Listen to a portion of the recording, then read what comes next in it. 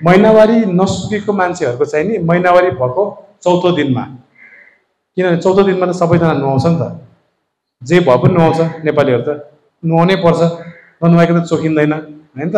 अनि त्यो एक दिन चाहिँ नि सबैलाई याद हुन्छ क्या। अनि महिनावारी अगाडि तपाईँले हेर्नुभयो भने स्तनमा गिर्खा गिर्खा जस्तो हुन्छ। महिनावारी अगाडि स्तन अलिक दुख्ने, साइज बढेको जस्तो, अलि साह्रो जस्तो हुन्छ। महिनावारी सिद्धिन साथै तपाईँको स्तन नरम पनि हुन्छ। त्यति बेला कुनै सानो गिर्खा पनि तपाईँले थाहा पाउनु सक्छ। त्यसैले महिनावारी सिद्धेको या चौथो दिनमा भइसकेको या रोकेको मान्छेहरूमा चाहिँ नि 1 गते एउटा प्लान गर्नु, एक दिन महिनाको 1 गते या 2 गते गर्नुभयो भने ठ्याक्क महिनामा एकचोटि है त।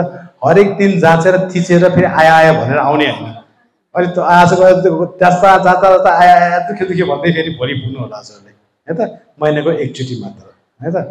म्यामोग्राम भनेको वर्षको एकचोटि गर्ने हो, हरेक 3 महिना 6 महिना गर्ने होइन। 40 वर्षभन्दा मुनिकोलाई हामीले हत्तपत्त म्यामोग्राम गर्दैन। अहिले आएर हाम्रो गाइनिक क्यान्सर भन्यो, अब डक्टरहरूले नि म्यामोग्राम गर्न जाऊ भनेर पठाउँछ, त्यो चाहिँ नि होइन।